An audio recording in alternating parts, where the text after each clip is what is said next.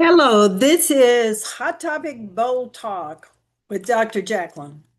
My name is Dr. Jacqueline Rainershek. I'm with DTP-Leadership Group.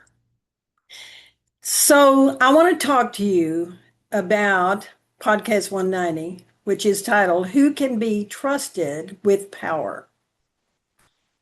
And the subtitle is Faith, Character, Consciousness, and the Leaders of America and What We Need from Them. I've been thinking about this a lot, and I've been really bothered by a lot of things that have been happening. So I've decided on a way to address that. And so that's what I'm going to do in this podcast. As an introduction, I'd say there's been a constant question I've been thinking about more and more as I watch what is happening in America. It is not simply who is a Republican or who is a Democrat. It is not even who calls himself a Christian. I think the real question is who can be trusted with power? Then that be one of the most important questions Americans can ask before the 2026 elections, as far as I'm concerned, because power reveals who people really give someone enough power, and eventually we discover what really matters to them. We discover whether they tell the truth when the truth is inconvenient. We discover whether they protect people who can protect themselves. We also discover whether they respect people who are different from them. And we can discover whether they can challenge their own political tribe. And eventually, we discover whether they understand public office as a service. Public office as a service or as permission to control. And I am giving you a quick look is what is really happening in America by those questions.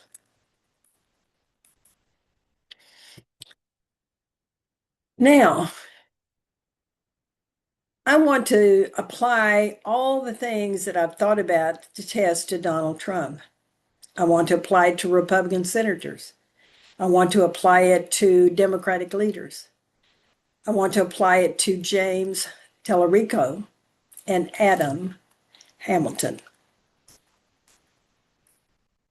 I have chosen them, the two of those, for very specific reasons, which you will see. And I want us to apply it to ourselves as voters when I start mentioning the tests that we need to go through so that we can truly believe that our democracy will not fail, since we demand a character from our opponents as well as ourselves and our side to be truthful, to be courageous, to stand up for those who cannot stand up for themselves. Now, I want to talk about James Talarico. And it really caught my attention about faith that refuses to surrender love to political power is the best way I can describe him. Faith that refuses to surrender love to political power. James Talarico, the Democratic nominee for the United States Senate in Texas, really interests me because he is doing something unusual in modern democratic politics. He is speaking unapologetically about his own Christianity while refusing to hand ownership of Christianity to the religious right. Talarico is a Texas state representative and a Presbyterian seminarian. His public message centers on the command to love one's neighbors, on the dignity of people to push to the margins, and on the danger of using government power to elevate one religious tradition over everybody else. And that's what I think he's challenging. Now, the Texas Senate contest has become, in part, a clash between two sharply different public versions of Christianity. And his opponent, to me, gives no evidence of having a religious background or understanding of value structures. But I think his view of Christianity is fascinating, and it's fascinating to look at and have much better understanding of. Talarico's formation is straightforward. Faith cannot be separated from how we treat the immigrant, the outcast, or the poor. What makes Talarico worth examining is not simply that I agree with much of what he says, it is that he is willing to take the language most often used against progressives: Scripture, Christianity, morality, family, and faith. And he uses those things. And he asks all of us whether those words have been emptied of real meaning when they are detached from compassion. He also appears willing to absorb the political cost of having that kind of argument with the Christian right. Republicans have attacked his statements about God, about gender, abortion, and transgender people as evidence that his theology is radical or unfaithful to historic Christianity. Those are real disagreements, and conservative Christians have every right to make their case. However, Talarico has not responded by hiding his faith or pretending those statements never existed. When a Republican campaign committee circulated a clip of him identifying Christ with people facing deportation, lost benefits, and government abuse, he reshared it rather than running from it. That matters to me. Courage is not measured by saying what your supporters always want to applaud and hear. Courage is measured by whether you will keep on saying what you believe when your opponents discover that it can be used. And I think that's the power and the courage that he exhibits. And Talarico is not merely a social media phenomenon. He defeated a nationally known opponent in the Democratic primary after building a substantial field of people that supported him. His campaign raised more than $20 million from approximately 13,000 individual contributors through late February, and approximately 28,000 people had signed up to volunteer during the primary. His message had been described as politics of love, combined with economic arguments that the center divided in America is often not left versus right, but concentrated power versus ordinary people that he values. A politics of love in our present day culture, it does sound radical. We have become so accustomed, in my mind, to politicians demonstrating strength by identifying someone Americans should fear and therefore hate. It could be immigrants, it could be transgender people, it could be liberals, it could be conservatives, it could be government employees, it could be college professors, journalists, people in rural America, people who pray differently, people who don't pray at all. Someone always has to become the enemy. Talarico is asking whether there might be another kind of political strength, the strength that required to love people you don't understand, the strength required to protect people who cannot help you politically, the strength required to refuse hatred, even when hatred has been so effective. Texas is still a difficult territory for Democrats. No serious analyst should pretend otherwise.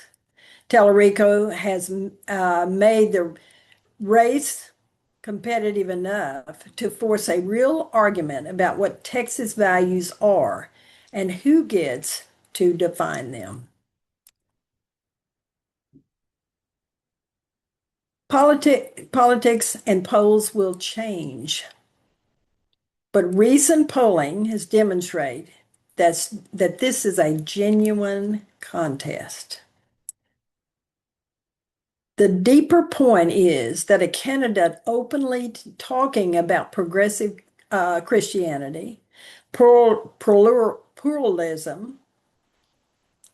economic fairness, and love of neighbor is not being laughed off the stage in Texas.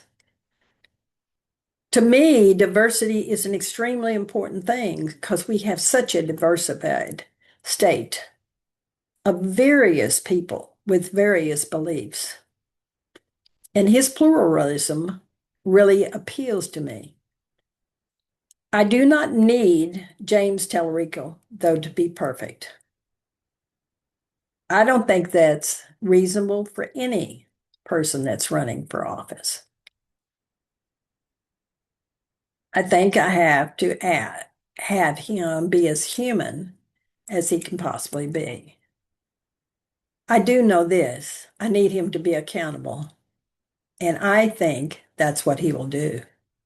If he wins power and becomes arrogant, evasive, corrupt, cruel, or captive to his own party, then I'm going to hold the same standard that I would for anybody that is a Republican. Right now, he is forcing an overdue conversation. Christianity is not demonstrated by how successful Christians can dominate their neighbor. That's not what I think Christianity is. It is demonstrated, at least in the Christianity that I recognize, in the teaching of Jesus, by what love requires of all of us. And that is to appreciate and support the neighbor who is vulnerable, the unpopular, the foreign, the poor, the frightened. And they may be simply different from me. Christian nationalism has become a conviction that has become in control. That is why Christian nationalism really concerns me. The problem is not that Christians bring faith into the public life. Of course they do. Every citizen brings moral convictions into public life. There's no question about it. Or they bring no moral convictions into public life. The problem begins when one religious identity becomes fused with national belonging and government power. When the state is asked to privilege one tradition, impose one theology, or treat disagreement as evidence that somebody is less real as an American. And authenticity seems to be in real question with so many people that currently serve. I do not want a secular government that is hostile to religion. I'm not saying that. I want a constitutional government strong enough to protect religion precisely because it refuses to establish one religious faction as the owner of this country. That's what I want. I want us to realize that one religious faction is not to have power that can dominate so many people. And that's what I think has happened. Now, to me, when we look at it, Talarico's critics say his progressive theology bends Christianity to fit democratic politics. That criticism deserves to be heard because it points toward a danger on the left as well as the right. But faith can become captive to any political party. The test in Christianity sounds conservative progressive. The test is whether faith has enough independence to challenge the political tribe that wants to use it. And it is very evident on the Republican side that the political tribe is not being challenged. Now, I want to give you an example of something that is shocking to me, and it's disturbing. Kansas has recently done something with the vulnerable minority that they are using as a political target. They've been using it all along. Kansas gives us a painful example of how a culture war argument can become the force of law.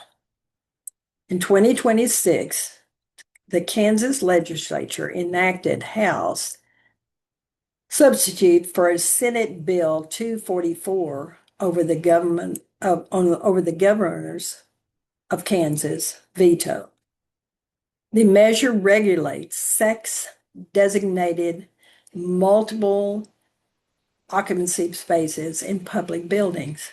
It creates enforcement mechanisms. It defines gender for statute purpose in terms of biological sex at birth, and directs state agencies to invalidate or reissue certain driver's license and birth certificates when the recorded sex or gender does not conform to the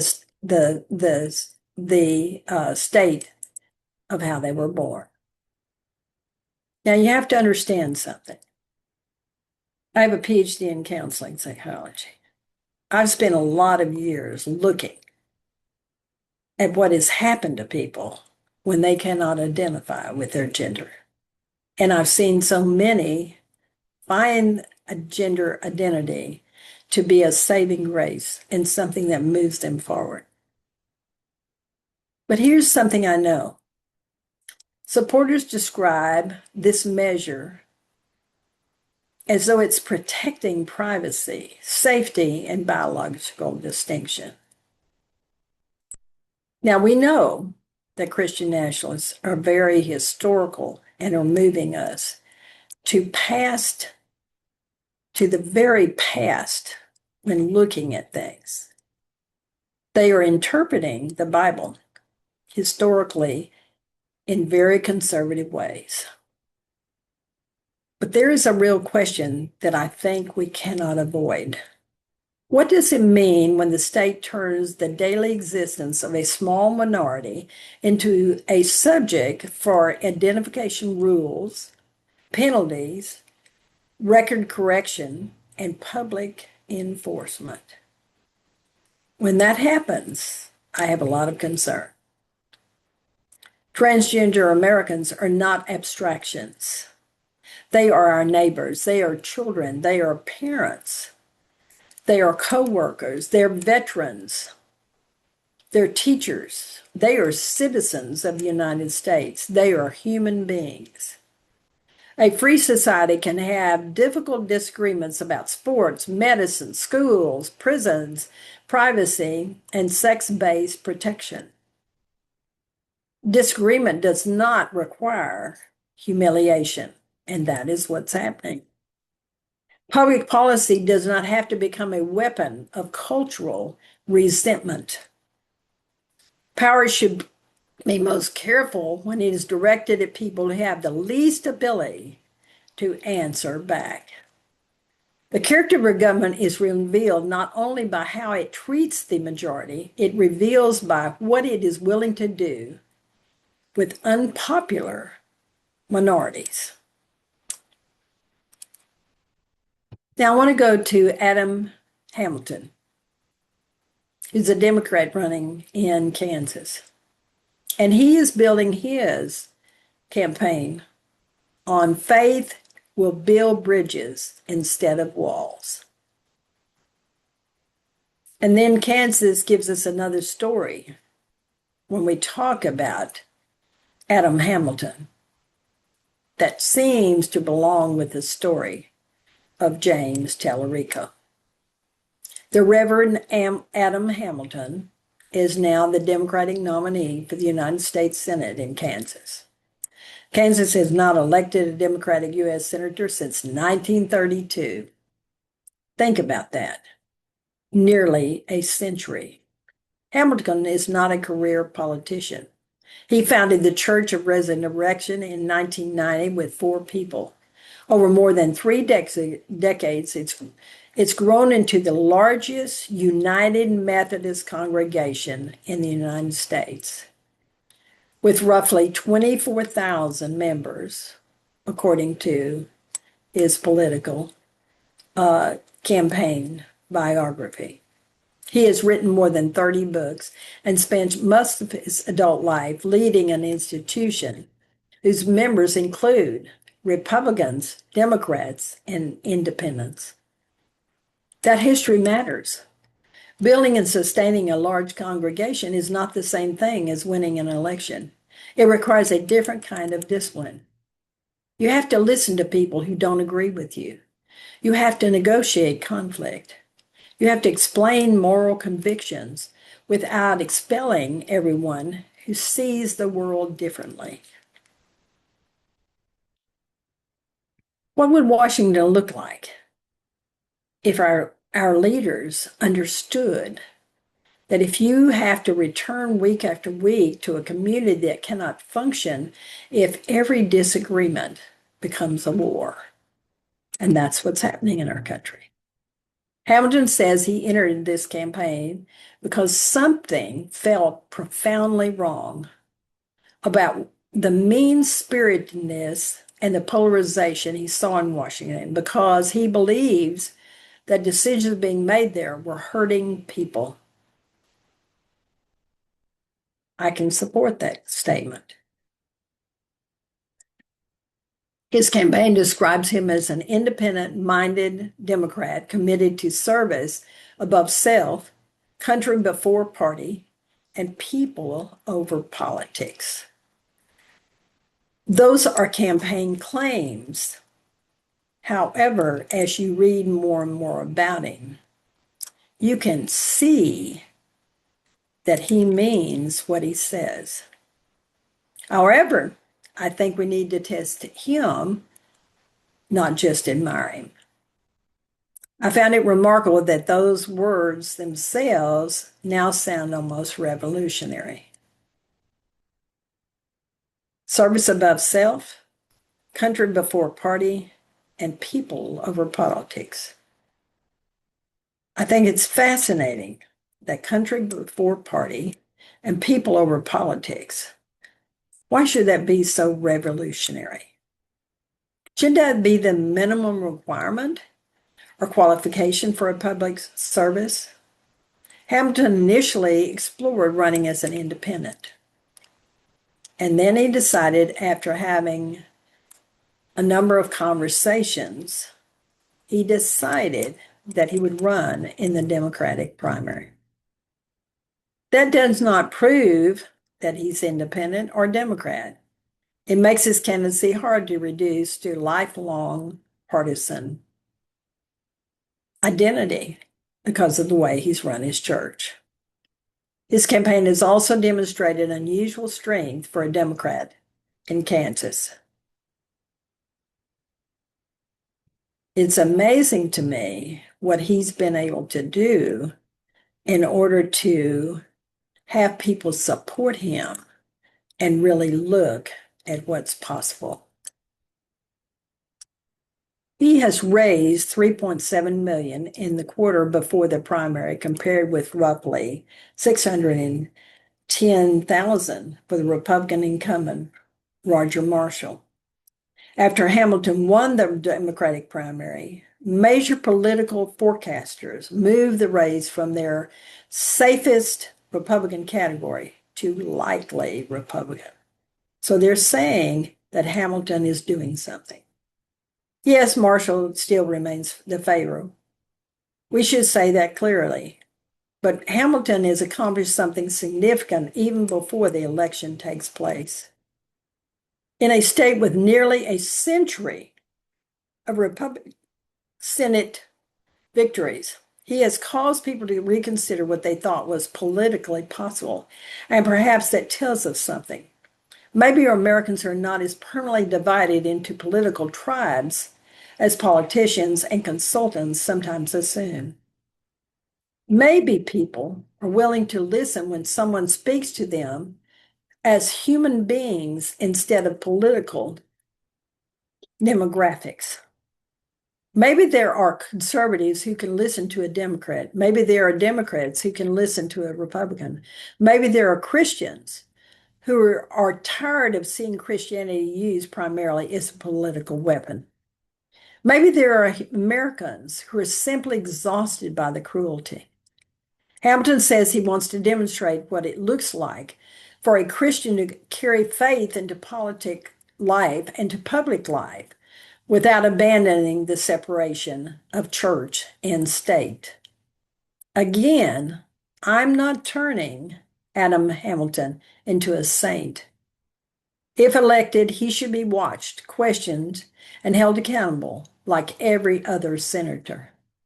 His candidacy raises the same challenge as Talarico.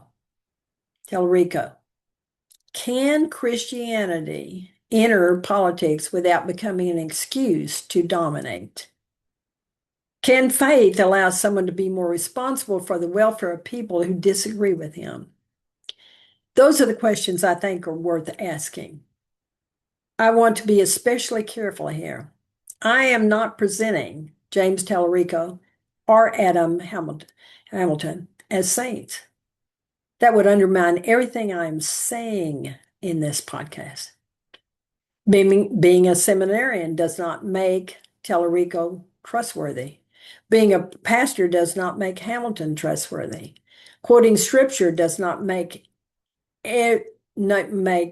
anyone trustworthy. Donald Trump has been surrounded by religious leaders, and yet look at the massive corruption that has happened as he's been president of the United States. Members of Congress quote the Bible, yet many are incapable of letting go of their party affiliation and loyalty to Trump. Political movements of every kind can borrow sacred language. The question is not what religious language a leader uses. I think the question is what that leader does when power is placed in their hands. If Talarico became a United States senator, I want to know, will he tell the truth when a Democratic president wants his silence? Will he challenge the Democratic leadership when he believes it is wrong? Will he say no to wealthy donors? Will he admit publicly when he makes a mistake? Will he defend the constitutional rights of a Republican he strongly opposes? Will he risk re-election rather than betray a principle he claims is sacred? And I want to ask Adam Hamilton exactly the same questions. Will he put Kansas ahead of Democratic leadership when the two conflict? Will he continue listening after he no longer needs someone's vote? Will the humility he talks about survive the power and prestige of being a United States senator? Will he stand alone if consciousness requires him to? Those are not difficult questions. Those are questions that every one of us need to be asking ourselves and asking the people that we have decided to support. Because what I think the danger is when loyalty becomes blinded.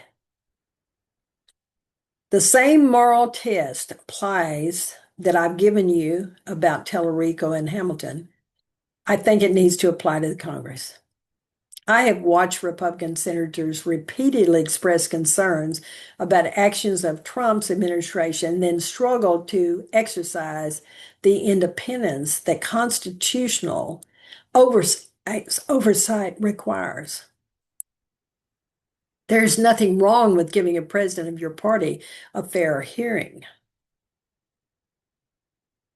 There's also there's something terribly wrong when loyalty becomes a substitute for judgment. Senators do not take an oath to Donald Trump. They do not take an oath to the Republican Party. Their constitutional responsibility is much larger than either of those statements. And this principle must apply equally to Democrats. If a Democratic president abuses power, Democratic senators should resist. If a Democratic administration lies, evades lawful oversight, rewards donors, or attacks constitutional restraints, Democrats should not excuse it because the offender belongs to their side. One of the most dangerous habits in modern American politics today is our side's misconduct must be tolerated because the other side is much worse. Think about that. We tolerate our side's misconduct because we make it about the other side. They're much worse. If every abuse can be justified because defeating the enemy is more important, eventually there are no principles that exist. There is only power. And once that happens, party loyalty has consumed democratic accountability. Now I want to talk about money and influence. Democracy, to me, needs to be very visible. Money presents another test of power. We use the phrase dark money to political spending in which the original sources of funding can be difficult or impossible for voters to identify where it's coming from. I'm not arguing that every wealthy donor is corrupt. I am not arguing that every independent political organization is illegitimate. People and organizations have constitutional rights.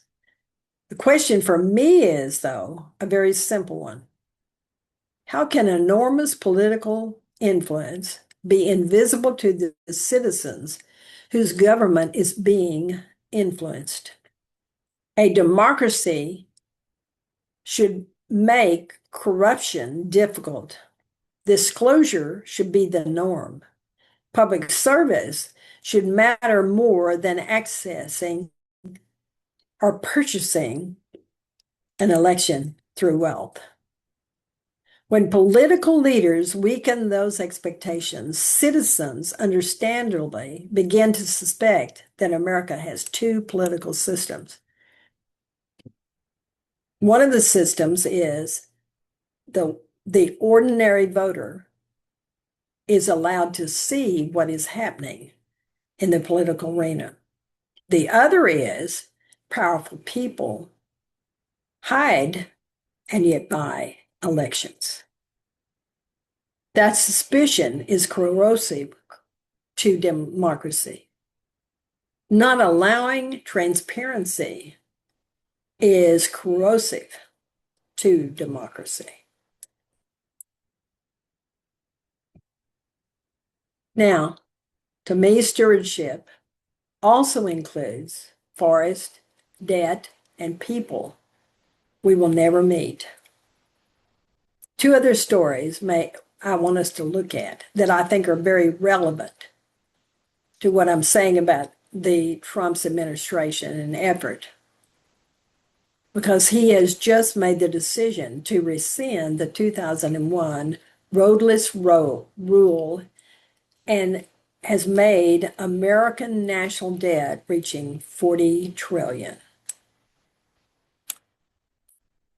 I believe that both actions share moral questions.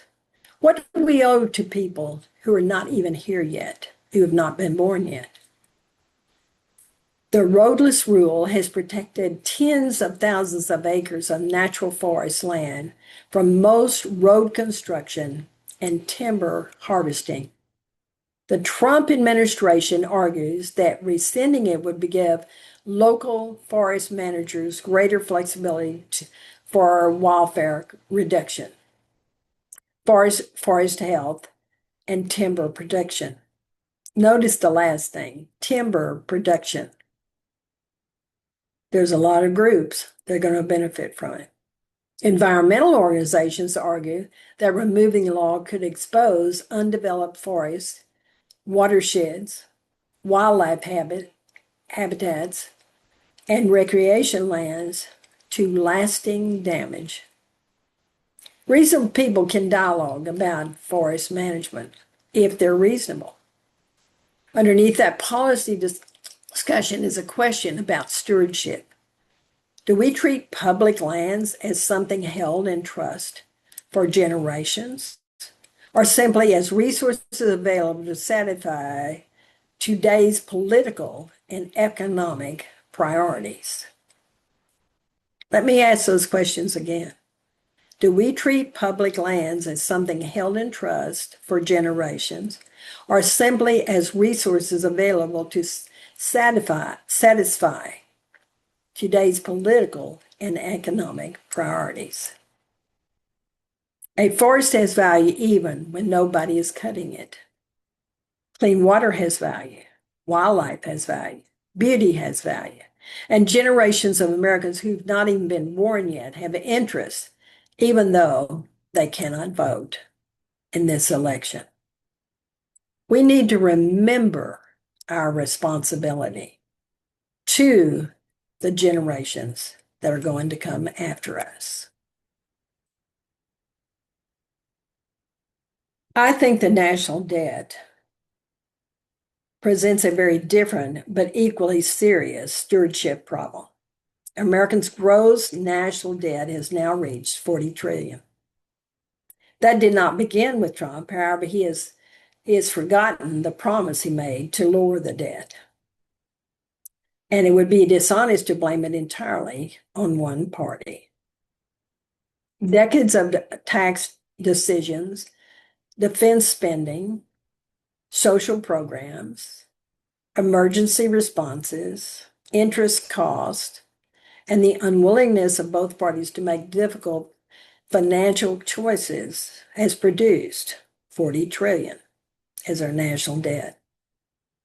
Republicans must be willing to acknowledge that tax cuts cost money.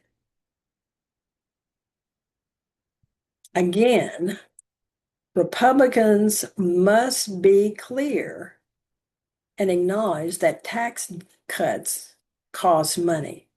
Democrats must be willing to acknowledge that government programs cost money. And both parties must acknowledge something politicians hate admitting. Arithmetic does not care at all which party wins in an election. We have a $40 trillion debt. Serious leaders sometimes have to tell citizens things we don't want to hear. That is another form of courage. Now, the country is frozen, I think. My frustration with American politics is real. I'm sure there are some of you that find yourself in the same position. I do not want this podcast to end in despair. The emergence of candidates such as Talarico and Hamilton does not prove that the Democratic wave is coming. It does not prove voters have suddenly rejected Trumpism. And it certainly does not prove Democrats have solved their own problems, but it proves something. What it proves is that political categories are movable. Talarico won a primary against a nationally prominent opponent while offering a very different view of political style. Hamilton entered a race almost nobody expected a Democrat to contest seriously and helped more professional forecasters toward getting clear that there is some competition going on in Kansas. Elsewhere, candidates and voters are producing surprises. Citizens like you and me still have agency, and that is where my hope lies. Not believing that one political party will magically save America, My hope lies in believing that Americans can demand better people from every party. We can reward courage. We can reward competence, decency, compassion, independence, and integrity. And we can refuse to reward cruelty simply because the cruel person happens to wear our team's uniform. The test I want us to use is the following.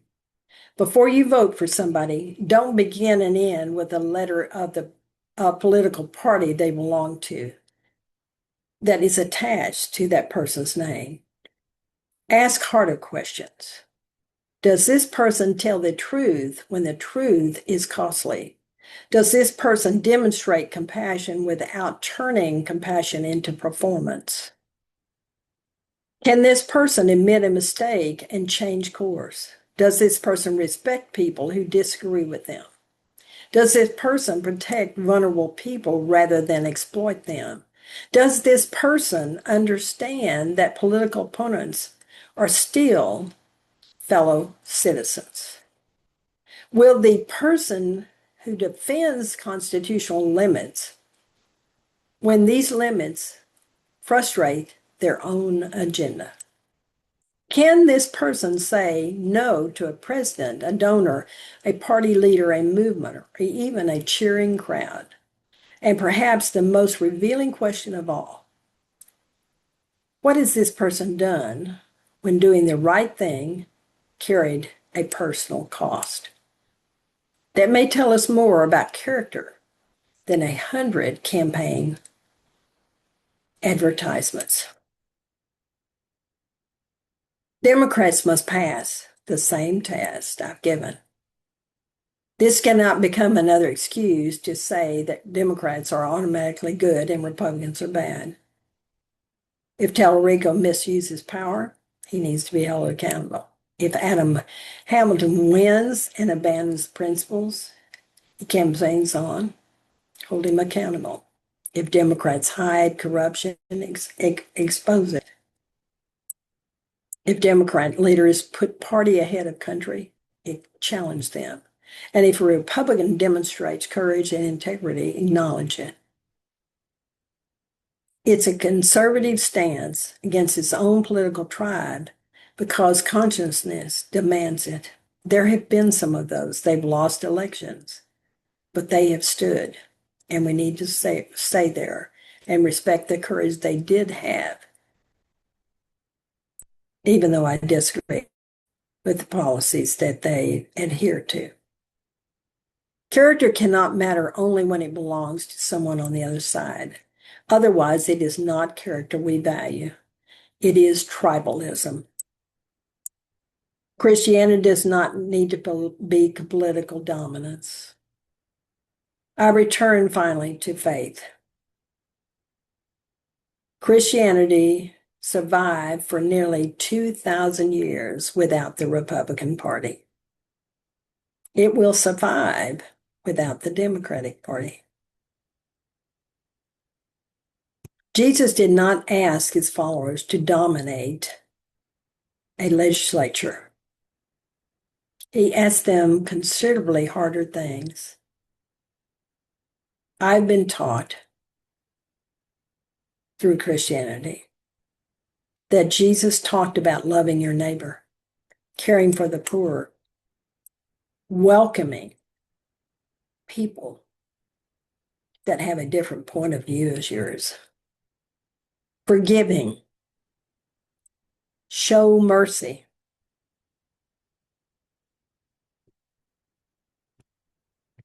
love even your enemies. Those commands are difficult because they require something from us rather than merely giving us authority over someone else. That is the reason I worry about Christian nationalism. When Christianity becomes a primary means of acquiring governmental power, something essential is in danger of being lost. Faith should transform the person possessing power. It should not merely provide that person with justification for possessing more of it. So who can be trusted with power? America does not need perfect politicians. There aren't any anyway. We're all human beings. We do not need politicians who agree with us about everything. That is not what a democracy is built on. We need human beings with enough character to understand that public policy is borrowed power. The presidency belongs to the people. A Senate seat belongs to the people. A congressional district belongs to the people. A governorship belongs to the people. These offices are entrusted temporarily to individuals who are supposed to serve us. Perhaps we have spent too much time asking, who can win? Who can defeat the other party? Who can dominate the news? Who can raise the most money? Who can make the other side angry? I want us to ask a different question in 2026. Who can be trusted with power? For me, James Talarico and Adam Hamilton are worth watching because they are asking Americans to imagine a faith as service rather than domination, and politics as something larger than humiliation. They will have to prove themselves. Every leader does. Democracy ultimately depends not on finding faultless people. Rather, it's fine citizens who know what character looks like, who insist that power remains accountable, and who are willing to withdraw their trust when a leader proves unworthy of having that power. Power does not create character. Power reveals the character of each human being. And perhaps that means the responsibility does not belong only to the people running for office. It belongs to every one of us. We decide what conduct we will reward. We decide what we decide what conduct we excuse. So we decide what conduct we reward, and we decide what conduct we excuse. We decide whether character matters more than party. We decide whether cruelty is strength. We decide whether truth still matters when the truth hurts our side. And ultimately, through our votes, our voices, and our willingness to hold leaders accountable, we decide who will be trusted with power. That is our power. That is our responsibility. And that is how democracy protects itself. Thank you so much for listening to this podcast.